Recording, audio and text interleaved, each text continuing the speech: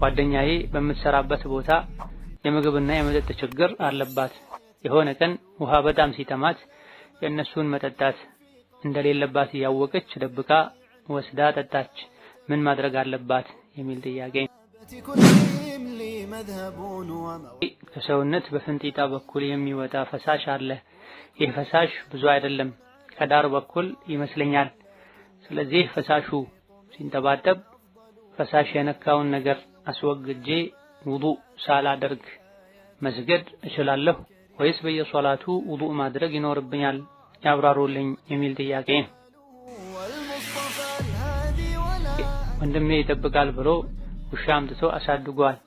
አሁን እንዴት ላድርግ ተቸገርኩ። እቃም ደጅ ማስቀመጥ እፈራለሁ። ከነጀሰው ብዬ ቢገደል ወይም ታስሮ ጅብ እንዲበላው ቢደረግ ሐራም ይሆንብናል? ያብራሩልኝ የሚል ጥያቄ። የዘካ ገንዘብ ሙስሊም ሆኖ ነገር ግን ሶላት የማይሰግድ ለሆነ ሰው መስጠት ይቻላል? ከዚህ በፊት ለአንዲት ሙስሊም የተቸገረች ዘመዴ ሰጥቼ ነበረ። ዘካው ተቀባይነት ይኖረዋል? ካልሆነስ ምን ማድረግ አለብኝ የሚል ጥያቄ። ዘካ ለማውጣት በረመዳን በማንኛውም ቀን መሆን ይችላል ወይስ አሽረል አዋኺር መሆኑ ይመረጣል የሚል ጥያቄ።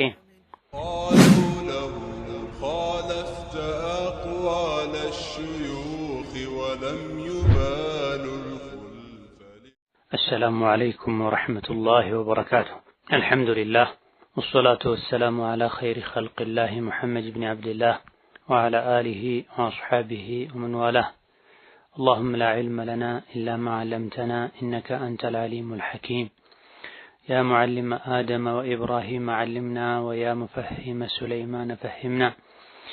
وأعوذ بك اللهم أن أقول فيك ما ليس لي به علم فأضل وأضل. أما بعد ዛሬ ከምናያቸው ጥያቄዎች የመጀመሪያው በዘላቂ ህመም ወይም በእድሜ መግፋት ምክንያት መጾም የማይችሉ ሰዎች ማካካሻ ድሆችን መመገብ እንዴት እንደሆነ በዝርዝር ቢገለጽ የሚል ጥያቄ። ዲን አልእስላም ገርነት ላይ የተመሰረተ የራህመት ዲን። ሰዎችን አላህ ከአቅማቸው በላይ አያዛቸውም፣ አያስገድዳቸውም። ረመዳንን በወቅቱ መጾም ማንኛውም ዑዝር የሌለው ሙስሊም ግዴታ ነው። ዑዝር ያለው ሰው በጊዜው መጾም ካልቻለ አቅም ካለው ጾሙን በሌላ ጊዜ መጾምና መክፈል ግዴታ የሚሆንበት ሲሆን በቋሚ ህመም ምክንያት በእርጅና ምክንያት መጾም ያልቻለ ሰው እየበላ ለእያንዳንዱ ቀን አንዳንድ ምስኪን አቅመ ደካማ ማብላት ግዴታ ይሆንበታል። وعلى الذين يطيقونه فدية طعام مسكين ተብሎ አልቁርአን ላይ ሰውም በጣም የሚከብዳቸው በእድሜ መግፋት ምክንያት በማይለቅ በቋሚ ከፍተኛ ህመም ምክንያት ፍድየቱን طعام مسكين ለእያንዳንዱ ቀን ምስኪን በመመገብ ፊድያ ያውጡ ተብሏል። በበቂ ምክንያት በትክክል መጾም ያልቻለ ወደፊትም ድኖ መጾም ይችላል፣ ችግሩ ይቀረፋል የማይባል አይነት ሁኔታ ላይ ያለ ሰው ለእያንዳንዱ የጾም ቀን አንዳንድ ምስኪን ነው ማብላት የሚወጅብበት። እቤት ጠርቶ ለአንዱ ቀን አንድ ምስኪን አጥግቦ ማብላትም ይቻላል። አንድ ምስኪን አንድ ጊዜ አጥግቦ ሊያበላ የሚችል ምግብም እንደ ጿሚው የኑሮ ደረጃ ወደ ቤቱ መላክ ይቻላል። ወሩ ሲያልቅ በ29 ከሆነ ያለቀው 29 ምስኪን፣ በ30 ከሆነ 30 ምስኪን ሰብስቦ ማብላትም ይቻላል። የ5 የ10 ቀን ያለፉ የተጾሙ ቀኖችን ማለት ነው ቆጥሮ መስጠትም ማብላትም ይቻላል። ነገር ግን ያልተጾሙ ቀኖችን አስቀድሞ ማውጣት አይቻልም። 10 ቀን ተጾሙ ካለፈ በኋላ 10 ምስኪን ማብላት፣ 5 ቀን ተጾሙ ካለፈ በኋላ የአምስተኛው ቀን ምሽት ላይ 5 ምስኪን ማብላት ወይም አነስ ኢብኑ ማሊክ ያደርጉ እንደነበረው ረዲየላሁ ዐንሁ ወአርዳ የወሩ መጨረሻ ላይ ምስኪኖችን ሰብስቦ ማብላት። በላጩ አብስሎ አዘጋጅቶ ምስኪኖችን ጠርቶ ወይም ቤታቸው ልኮ ማብላት። አንድ ቤት ውስጥ 10 ምግብ የሚበሉ ሰዎች ካሉ ምግብ ያልጀመሩ ህፃናትን ሳይጨምር የ10 ቀን ለአንድ ቤተሰብ ቢሰጥ የ5 ቀን ለአንድ ቤተሰብ 5 የሚበላ ሰው ላለበት ቤተሰብ ቢሰጥ ችግር የለውም። በላጩ ለመብላት የተዘጋጀ የበሰለ ምግብ መስጠቱን በኪሎ ግራም ከአንድ ተኩል እስከ 2 ኪሎ ንጹህ የሆነ ሩዝ ስንዴ መስጠት ይቻላል። ለ30 ቀን ወይም ለወሩ 45 ኪሎ ግራም ንጹህ ስንዴ ንጹህ ሩዝ መስጠት ይቻላል። የተሻለው ግን ቀጥታ ወዲያው እንዲበላ አብስሎ አዘጋጅቶ ወደ ምስኪኑ ቤት መላክ ወይም ቤት ጠርቶ ማብላቱን። ሌላኛው ጥያቄ የተራዊህ ሶላት ስንት ረክዓ ነው? እንዲሁም ዱዓ ስናደርግ ምን ብለን ነው የምንጀምረውና የምንጨርሰው? ይህንንም ያብራሩልኝ የሚል ጥያቄ ነው። የተራዊህ ሶላት የሌሊት ወይም የሌሊት ሶላት ነው። ነቢያችን ሰለላሁ ዐለይሂ ወሰለም ስለ ሌሊት ሶላት ሲጠየቁ ሶላቱል ሌይሊ መስና መስና ብላ የሌሊት ሶላት ሁለት ረክዓ ነው። አንዳችሁ ይነጋብኛል ብሎ ከሰጋ ከፊት የሰገደውን ዊትር የሚያደርግለት አንድ ረክዓ ሰግዶ ያጠናቅ ብላ። በዚህ ሐዲስ መሰረት የተራዊህ ሶላት የተኛውም የሌሊት ሶላት በቁጥር የተገደበ እንዳልሆነ በግልጽ መረዳት ይቻላል። የሌሊት ሶላት እንዴት ነው የሚሰገደው ብሎ ለጠየቃቸው ሰው ነው ሁለት ረካ ነው የሚሰገደው ብለው ቁጥር ሳይገድቡ መጨረሻ ላይ የሰገዱ ቆይቶ ይነጋብኛል ተብሎ ከተፈራ ከተሰጋ አንድ ተሰግዶ ዊትር እንዲሆን ሶላቱ እንዲጠናቀቅ መክረዋል። 11 መስገድ ይቻላል፣ 13 መስገድ ይቻላል፣ 23 መስገድ ይቻላል፣ 43 ከዛም በላይ መስገድ ይቻላል። የቻሉት ያክል ተሰግዶ መጨረሻ ላይ ዊትር እንዲሆን ነው ነብዩ ሰለላሁ ዐለይሂ ወሰለም ያዘዙት። የተራዊህ ሶላት የረመዳን ሌሊቶች ሶላት በቁጥር የተገደበ ነው ለማለት የሚያስችል ምንም ደሊል የለም። ያቀመን የቻሉትን ያክል መስገድ ይቻላል። የተወሰኑ የፊቅህ ሊቃውንት አሁን ብዙሃኑ 20 ሰግዶ መጨረሻ ላይ 3 ዊትር መስገድ እንደሚወደድ ጠቅሰዋል። ሌሎች ደግሞ 36 ተሰግዶ ከዛ ዊትር መጨመር እንደሚወደድ ገልጸዋል። ይህ የሚባለው አብዛኞቹ ሰጋጆች ደከም ያሉ ሆነው 11 የተሰገደ ብዙ መቅራት ማይቻል ሲሆን አካባቢ ያሉ ሰጋጆች አቅም ካላቸው ከተስማሙ 11 የሰገዱ የሚቀራውን ቂያሙን ማርዘሙ የተሻለ ይሆናል። ነብዩ ሰለላሁ ዐለይሂ ወሰለም ረመዳንም ላይ ሆን ከረመዳን ውጪ ከ11 አይጨምሩም ነበር የሚል የአይሻ ሐዲስ አለ። ይሄ የነብዩ ሰለላሁ ዐለይሂ ወሰለም የዘውትር አሰጋገዳቸውን በአንዱ ረካ ብቻ 5 እና 6 ጁዝ ይቀሩ ስለነበረ ነው። በዚህ መልኩ ረዘም አድርጎ መቅራትን ረዘም ተደርጎ እየተቀራ ቆሞ ማድመጥን የሚችል ሰጋጅ ከሆነ የመስጂዱ ጀማዓ በዚህ ከተስማማ የሁሉንም አቅም የሚመጥን ከሆነ 11 የሰገዱ ረጃጅም ሱራዎችን ብዙ ገጾችን መቅራቱ 11 መስገዱ የተሻለ ይሆናል። ይሄ ማድረግ የማይችል ሰው ደግሞ ትንሽ ትንሽ እየቀራ ረካዓውን ማብዛቱ ረጅም ሰዓት በሶላት ማሳለፉ የተሻለ ይሆናል። ስለዚህ የተራዊህ ሶላት ስንት ረካ ነው ለሚለው መልሱ መጨመር መቀነስ አይቻልም የሚል ገደብ የለውም። የቻላችሁትን ያክል ስገዱ ነው ሐዲሱ የሚለው በጥቅሉ። ነብዩ 11 ሰግደዋል። እንደሳቸው የሰገደ 11 መስገድ የቻለ ሰው መልካም፣ እንደዛ ማስረዘም ያልቻለ ሰው ከ11 በላይ አድርጎ ረካውን አጠር አድርጎ ቢቀራ ችግር የለውም። 11 መስገድ የማይችል ሰው 9ም ቢሰግድ 7ም ቢሰግድ ችግር የለውም። ነብዩ ሰለላሁ ዐለይሂ ወሰለም 9ም የሚሰግዱ እንደነበረ 13ም የሚሰግዱ እንደነበረ በትክክለኛ ሐዲሶች ተነግሯል። በየዓመቱ ረመዳን በመጣ ቁጥር 11 ነው የሚሰገደው 23 ነው የሚሰገደው እያሉ መጨቃጨቅ አግባብ አይደለም። ዱዓ ምን ተብሎ ተጀምሮ ምን ተብሎ ነው የሚጠናቀቀው የሚለውን በተመለከተ ዱዓ ሲጀመር አላህን ማመስገን፣ ነቢ ላይ ሶላዋት ማውረድ፣ ሲጠናቀቅም አላህን ማመስገን፣ ነቢ ላይ ሶላዋት ማውረድ ሱና ነው። በዚህ መልኩ ዱዓ ያደረገ ሰው አላህ ዱዓውን እንደሚቀበለው ነብዩ ሰለላሁ ዐለይሂ ወሰለም ተናግረዋል። በዚህ መልኩ ዱዓ ያደረገ ሰው አላህ ዱዓውን ሊቀበለው እንደሚችል እንደሚገባ ተናግረዋል። አንዳችሁ ዱዓ ሲያደርግ እንዳይቸኩል አላህን ያመስግን፣ ነቢ ላይ ሶላዋት ያውርድ፣ ከዛ በኋላ ጌታውን ይለመን ይጠይቅ ብላ። ዱዓው ሲጠናቀቅም ይሄ መደረግ እንዳለበት ተነግሯል። መግቢያና ማብቂያ ላይ ያለውን አላህን ማወደስ ነቢ ላይ ሶላዋት ማውረድ አላህ ተቀብሎ መሃል ላይ ያለውን የኛን ሐጃ አልቀበልም አይልም። ዳርና ዳሩ በሶላት አለ ነቢና አላህን በማመስገን ከታጀበ ዱዓ ሲያጠናቅቁ በእጆች ፊትን ማበስ ይቻላል አይቻልም? በፍቅህና በሐዲስ አዋቂ ሊቃውንቶች መካከል ኺላፍ ያለበት ጉዳይ ነው። በዚህ ዙሪያ የተነገሩ ሐዲሶች ضعيف ናቸው የሚል አቋም ያላቸው ሊቃውንት ዱዓ ከጨረሱ በኋላ ፊትን ማበስ ተወዳጅ አይደለም ይላሉ። በዚህ ዙሪያ የተነገሩ ሐዲሶች ضعيف አይደሉም ትክክል ናቸው የሚሉ ደግሞ ፊትን ማበስ እንደሚቻል ይናገራሉ። አንዳንዴ ቢታበስ አንዳንዴ ቢተው ችግር የለውም። ይሄ ከሶላት ውጪ ነው። ሶላት ውስጥ ከሆነ ዱዓ የተደረገው ቁኑት ላይ ፊት አይታበስም። እዚሁ ጥያቄ ሌላ ክፍል ሌላው ሶላቱ የሚጠናቀቀው በዊትር ነው ወይስ ዊትር ማቆየት ይቻላል? ያብራሩልኝ ጀዛኩሙላህ ኸይር የሚል እጅዐሉ አኺረ ሶላቲኩም ሚነል ለይሊ ዊትራ ብለዋል ነብዩ ሰለላሁ ዐለይሂ ወሰለም። ሌሊት ላይ የሶላታችሁን መጨረሻ ዊትር አድርጉት ብላ የሌሊቱ መጨረሻ ላይ እነሳለሁ የሚል ሰው አቅም ያለው ልምድ ያለው ሰው ከፊት የቻለውን ያክል ሰግዶ ሁለት ረካዓ ከዛ ተኝቶ ከእንቅልፉ ከተነሳ በኋላ እንደገና ሁለት ረካዓ ሰግዶ ሁለትም ይሁን 4 6 መጨረሻ ላይ ዊትር ማድረጉ የተሻለና ተመራጭም።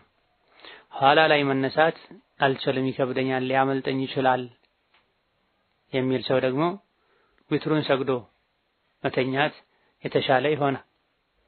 ኋላ ላይ ከቻለና ከተነሳ ሁለት ረካዓ ዊትር ሳይደግም መስገድ ይችላል። ሌላኛው ጥያቄ ዘካ ለማውጣት በረመዳን በማንኛውም ቀን መሆን ይችላል ወይስ አሽረል አዋኺር መሆኑ ይመረጣል የሚል ጥያቄ። ዘካ አመት ሲሞላው ነው መውጣት ያለበት። የግድ ከረመዳን ጋር መያያዝ የለበትም።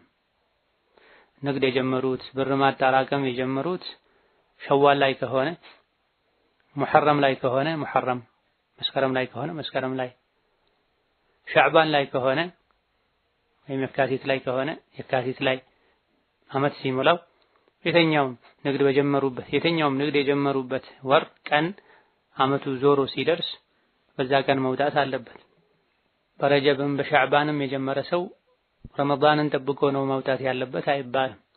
ረመዳን ላይ የሚደረግ ኸይር ስራ የተሻለ ምንዳ ሊያስገኝ ይችላል፣ ይበልጥ ተወዳጅ ይሆናል ስለሚባል በረመዳን ዘካ ማውጣት የሚፈልግ ሰው ረመዳን ድረስ መቆየቱ አመቱ እንዲያልፍ ማያደርግ ከሆነ ችግር የለው። ወይም አመት ሳይሞላው ከሆነ በረመዳን የሚያወጣው 1 ወር 2 ወር ሲቀረው ከሆነ የሚያወጣው አስቀድሞ ማውጣቱ ችግር የለው። አሊያ ደግሞ ንግድ የጀመረው ከረመዳን በኋላ ቢሆንም ሁሌ በረመዳን ለማውጣት ረመዳንን ዘካ ማውጫ ጊዜ ያደረገ ሰው ችግር የለው። ነገር ግን በረመዳን ለማውጣት ብሎ ጊዜውን ማሳለፍ አግባብ አይደለም። በረመዳን ለማውጣት ብሎ ጊዜውን ማስቀደም ችግር የለው። ሌላ ጊዜ ተዛብቶ በየጊዜው ማውጣትን በየጊዜው እንዳያወጡ የማያደርግ ከሆነ በረመዳን ወር ውስጥ በየትኛውም ቀን ሳምንት ዘካ ማውጣቱ ሰደቃ መስጠቱ ተወዳጅ ነው። የሚወጅበው ረመዳን 10 15 ከመሆኑ ጋር ወደ 10 አልአዋኺር ማስጠጋት ግን አግባብ አይደለም። ሁሉም የረመዳን ቀናቶች ላይ ሰደቃ መስጠት ኸይር ላይ መሽቀዳደም ተወዳጅ ነው። 10 አልአዋኺር ላይ ይበልጥ ይወደዳል። ነብዩ ሰለላሁ ዐለይሂ ወሰለም ምንጊዜም ኸይር ላይ ፈጣን ነበሩ። ረመዳን ሲገባ ይጨምሩ ነበር። 10 አልአዋኺር ሲሆን ይበልጥ ኸይር ስራ ላይ ይጠነክሩ ይበረቱ ይሽቀዳደሙ ነበር ተብሏል። ይሄ ግዴታ ባልሆኑ በፍላጎት በሚደረጉ ሰደቃዎች ላይ ነው። ዘካውን በተመለከተ ግን አመቱ ሲሞላ ነው መሆን ያለበት። አመቱ ገና ከሆነ በረመዳን ማድረግ ከፈለገ 10 አልአዋኺር ላይ ቆይቶ ቢያደርግ ምንም ችግር የለውም። የሚወጅበው ግን ሻዕባን ላይ ረመዳን የመጀመሪያው ሳምንት ላይ የመሃሉ ሳምንት ላይ ከሆነ በዛ በሚወጅብበት ጊዜ ማድረግ። ይበልጥ ሰዎች የሚቸገሩበት ወቅትና ቦታ ላይ መስጠት ደግሞ ረመዳንና መሰል ተወዳጅ ጊዜዎችን ጠብቆ ከመስጠት የተሻለ ነው። ሰው በጣም የሚቸገረው ሻዕባን መጨረሻ ላይ ከሆነ ለረመዳን ለመዘጋጀት ያኔ መስጠቱ የተሻለ ነው የሚሆን። ሌላኛው ጥያቄ የዘካ ገንዘብ ሙስሊም ሆኖ ነገር ግን ሶላት የማይሰግድ ለሆነ ሰው መስጠት ይቻላል? ከዚህ በፊት ለአንዲት ሙስሊም የተቸገረች ዘመዴ ሰጥቼ ነበረ፣ ዘካው ተቀባይነት ይኖረዋል? ካልሆነስ ምን ማድረግ አለብኝ የሚል ጥያቄ። ዘካ የሚያወጣ ሰው ዘካ የሚሰጠውን ሰው ማንነትና ምንነት አስቀድሞ ማረጋገጥ አለበት። ዘካ ማውጣቱ ብቻ ሳይሆን አሰጣጡም ጭምር የሚሰጥበት መንገድም ጭምር ማድረሱም ጭምር ዘካ የሚያወጣው ሰው ኃላፊነት ነው። እንዲሁ ከእጅ ከኪስ ገንዘብ ማውጣቱ ብቻ አይደለም የሚታየው። የሚሰጠው ሰው ማንነቱ መረጋገጥ አለበት። ለማይገባው ሰው ዘካን የሰጠ ሰው ኃላፊነቱን አልተወጣም። አስተካክሎ መስጠት ግዴታው። ለማይገባው ሰው ከሰጠ አልሰጠህም ተብሎ ነው አላህ ዘንድ ተባረከ ወተዓላ የሚጠየቀው። ሶላት ለማይሰግድ ሰው ዘካ መስጠት በመሰረቱ አይቻልም። የሶላትን ግዴታነት ከማወቁ ጋር ሆን ብሎ የተወሰው ራጂሕና ትክክለኛው ይከፍራል፣ ከእስልምና ይወጣል። ሙስሊም ላልሆነ ሰው ደግሞ ዘካ አይሰጥም። ትኡኸዙ ሚን አግኒያኢሂም ወቱረዱ ኢላ ፉቀራኢሂም ብለዋል ነብዩ ሰለላሁ ዐለይሂ ወሰለም። ዘካ ከሀብታም ሙስሊሞች ተወስዶ ለደሃ ሙስሊሞች የሚሰጥ ነው። ሶላት በመተው የከፈረ ሰው ከሙስሊሞች አይደለም። በእኛና በካፊሮች መሃል ያለው ልዩነት ሶላት ነው። ሶላትን የተወ ከፍሯል ብለዋል ነብዩ ሰለላሁ ዐለይሂ ወሰለም። በአንድ ሰውና በሽርክ በኩፍር መካከል ያለው ልዩነት ሶላት ነው። ሶላትን የተወ ከፍሯል፣ ከእስላም ወጥቶ ወደ ኩፍር ሄዷል፣ ከሙስሊሞች ተለይቶ ከካፊሮች ጋር ተቀላቅሏል ተብሏልና ሶላት ለማይሰግድ ሰው ዘካ አይሰጥም። ነገር ግን ዘካ ተሰጥቶት የነበረው ሰው ሶላት የማይሰግደው ግዴታነቱን ባለማወቁ ምክንያት ከሆነና ሌሎች የእስላም ህግጋትን የሚተገበር ከሆነ ባለፉ ጊዜያት ለእንዲህ አይነቱ ሰው መሰጠቱ ችግር የለውም። በቀጣይ ግን የሶላት ግዴታነት ሊነገረው እንዲሰግድ ሊደረግ ከሰገደ ሊሰጠው፣ የማይሰግድ ከሆነ ለሱ ከመስጠት ሊታቀቡ ይገባል። ሌላው ጥያቄ ወንድሜ ይጠብቃል ብሎ ውሻ አምጥቶ አሳድጓል። አሁን እንዴት ላድርግ ተቸገርኩ። እቃም ደጅ ማስቀመጥ እፈራለሁ ከነጀሰው ብዬ ቢገደል ወይም ታስሮ ጅብ እንዲበላው ቢደረግ ሐራም ይሆንብናል ያብራሩልኝ የሚል ጥያቄ። ያለ በቂ ምክንያት ውሻን ማሳደግ ቤት ውስጥ እንዲኖር ማድረግ ክልክል ነው። ይሄን ያደረገ ሰው በየቀኑ ከአጅሩ ጋራ የሚያክል አጅር ይቀነስበታል። ቤት ውስጥ የሚገባ ከሆነም ፎቶና ውሻ ያለበት ቤት መላኢካ አይገባም ብሏል ነብዩ ሰለላሁ ዐለይሂ ወሰለም በሶሒህ ባለ ሐዲስ። ነገር ግን ማሳ ንብረትን የሚጠብቅ እንስሳትን የሚጠብቅ ለአደን የሚያገለግል ውሻን ማሳደግ ይቻላል ከተገደዱ አማራጭ ከሌለ። ነገር ግን ቤት ውስጥ መግባት የለበትም። ደጅ ላይ ውጪ የራሱ መኖሪያ ተሰርቶለት እዛ ሊኖር ይገባዋል። ግቢ ውስጥ ተለቆም የተለያዩ ዕቃዎችን ባፉ ሊነካካ አይገባም። ስለዚህ ለጥበቃ ለእንስሳት ለማሳ ጥበቃ የግድ ውሻ ማሳደግ ካስፈለገው አያያዙን ማስተካከል አለበት። ከተቻለ ከግቢ ውጪ ካልሆነ ግቢ ውስጥም ቢሆን አንድ ጥግ ላይ የራሱ መኖሪያ ተሰርቶለት እዛ ላይ እንዲኖር መደረግ አለበት። ለቤት ለግቢ ጥበቃ ከሆነ ያሰበው እሱም በሌላ መተካት ስለሚቻል ውሻ መጠቀም አይገባም። ዘመናዊ የተለያዩ ግቢ መጠበቂያ ነገሮችን መጠቀም፣ የሰው ጥበቃ ዘበኛ መቅጠር መሰል ነገሮችን መጠቀም ስለሚቻል ለቤት ለግቢ ጥበቃ ከሆነ ይሄ ማድረግ አይገባም። ጭራሽ የሰው ጥበቃ ዘመናዊ ጥበቃ የማይገኝበት አካባቢ ከሆነ በትክክል ስጋት ካለ ለቤት ለግቢ ጥበቃም ማድረግ እንደሚቻል ሊቃውንት ገልጸዋል። ነገር ግን ለቤትም ይሁን ለእንስሳ ለማሳ ጥበቃም ይሁን ግቢ ላይ ተለቆ ዕቃ እንዲነካካ እንዲነጅስ ማድረግ አይገባም። ማሳደጉ መጠቀሙ የተፈቀደ ውሻ ሲሆን አይነጀስም የሚል አቋም ያላቸው ፉቃሃዎች አሉ። ነገር ግን ይሄ ማስረጃ የለውም። ውሻ አንድ ዕቃ ላይ ከነከረ ባፉ ከነካ 7 ጊዜ ጠቡት አንዱን በአፈር ተብሏል። ይሄ ለሁሉም አይነት ውሻ ነው።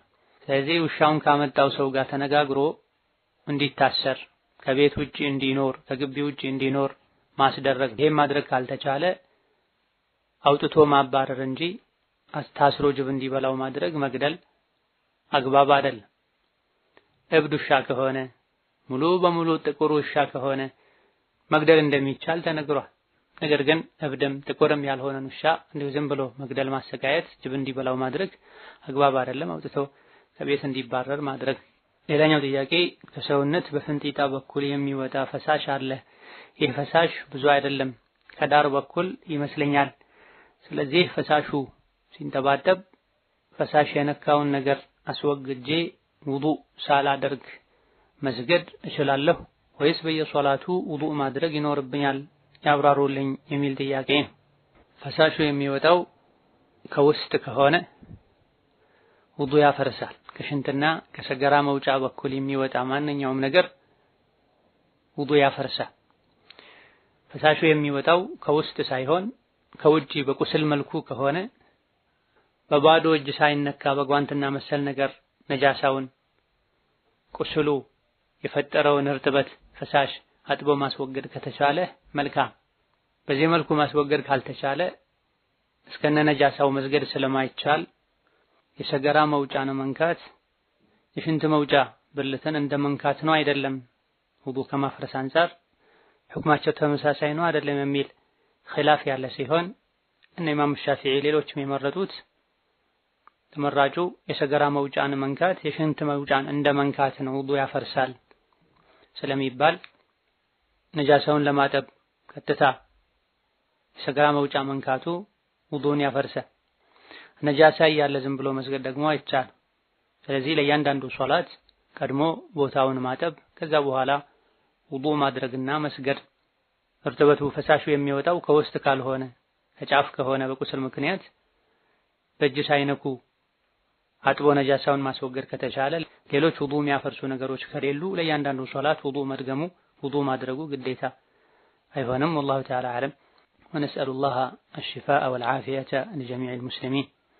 ሌላኛው ጥያቄ መሬት ሲገዛ ለሽያጭ ተብሎ የተገዛ ሲሆን ሲሸጥ ዘካ ይወጅብበታል? አመታት ከዞረ እንዴት ይታያል?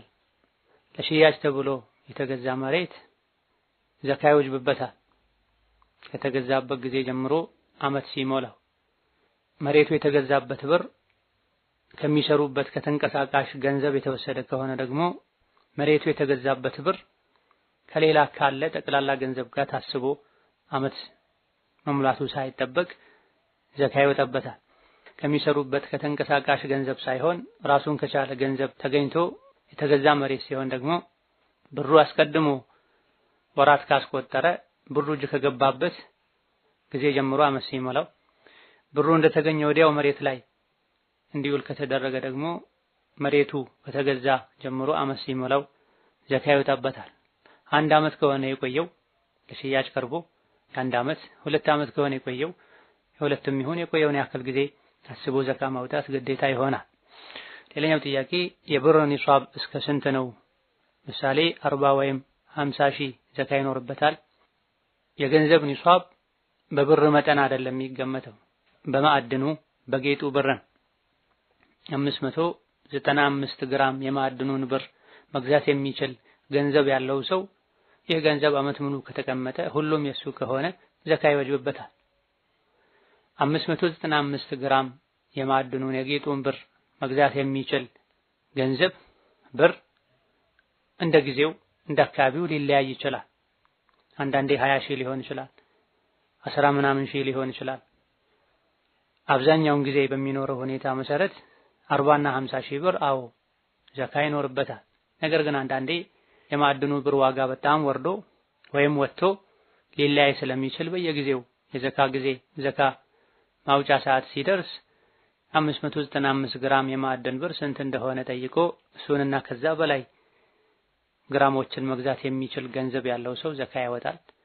595 ግራም የማዕድን ብር መግዛት የሚችል ገንዘብ የሌለው ሰው ዘካ አያወጣም።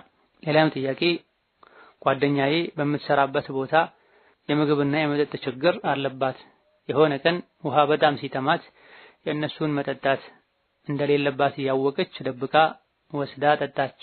ምን ማድረግ አለባት የሚል ጥያቄ ነው። ሲጠማ ስትቸገር ማስፈቀድ አለባት። መጀመሪያ አልፈቅድም ካሉ ነው ዝም ብላ መጠጣት ያለባት። እንደማይፈቅዱ ሁኔታውን ታውቅ ከነበረ ዝም ብላ ያጠጣችው ለዚህ ከሆነ ህይወቷን ለማዳን እስከሆነ ድረስ ምንም ችግር የለም። ደስተኞች እስካልሆኑ ድረስ እሷ ስታገኝ ልትመልስላቸው ወይም ዋጋውን ልትሰጣቸው ይገባል። በጊዜው ግን ካልጠጣው እጎዳለሁ፣ ህይወቴን አጣለሁ፣ አካሌ ይጎዳል ካለች ዝም ብላ መጠጣቱ ችግር የለም። ማስፈቀድ ይገባታል። ማስፈቀዱ ምንም ለውጥ አይኖረውም አይፈቅዱም ካለች ማለት ነው። እንደሚፈቅዱ ግን የሚታወቅ ከሆነ ማስፈቀድ አለባት። ከውጭ መግዛት ከቻለች መግዛት አለባት። ይሄ ሁሉ ማይቻል ከሆነ የሰው ልጅ በረሃብ ጊዜ የሞተን መብላት እንደሚችለው በተጠማ ጊዜ የሰውን መጠቀም ይቻላል። ይሄ እንዳይደጋገም ወይም ከነሱ ጋር መስማማት ካልሆነ ቦታና ስራ መቀየር ተገቢ ነው። هذا والله تعالى أعلم። ለዛሬ በዚህ እናበቃለን። የተቀሩትን ሌላ ጊዜ እንመልሳለን። ወሰላሙ አለይኩም ወራህመቱላሂ ወበረካቱ።